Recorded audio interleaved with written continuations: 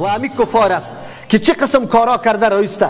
مردم بدون از اینکه تحقیق بکنه تفکیک بکنه فقط روی اوازه ها سری مردم فتواها داده رایسته، کسی را یک قسم کسی را دیگر قسم. از دو خاطر مفتی ها از هر دو جانب شده، از هر طرف شده، از اون جانب هم مفتی از این جانب هم مفتی. نکنیم مسلمان ها را سرش دل بسوزانیم، مسلمان از زودی که در کفر نرسانیم تا وقتی که حقیقت کفر سرش چی نشده مقرر نشده.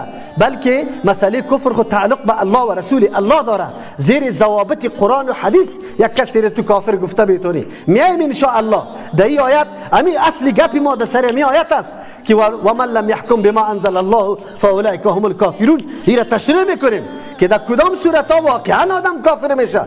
این مردمایی که محض نماز میخوانه لیکن یک به 100 نواقض دین انجام داده و خود مسلمان تلقی میکنه، به این مسلمان نمیشه. صحیح است که 20 نفر شاید دور مسلمان بگه، جنازه شاید مردم بخوانه، اما نزد الله کافر است به خاطر که نقض اساس اسلام کرده، دین کرده.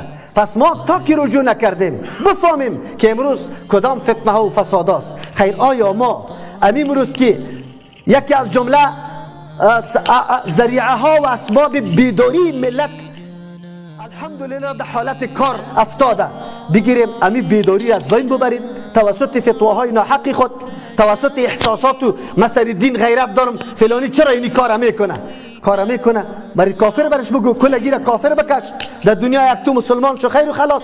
مردم میگه عجیب است. از او خاطر تو نه تنها خودت ضربه زده ای و خودت منفوری مردم میشی، بلکه تو یک عقیده و یک منهج سلف تو ضربه میزنی. از او خاطر در ای راستا در ای را آنقدر انسان دقیق باشه تا وقتی که واقعا از کل جوانب یقین ثابت نشده باشه نسبت کفر و شرک به کسی کردن این گپ عادی نیست. این بسیار جرم عظیم است، آدم باید بسیار احتیاط بکنه.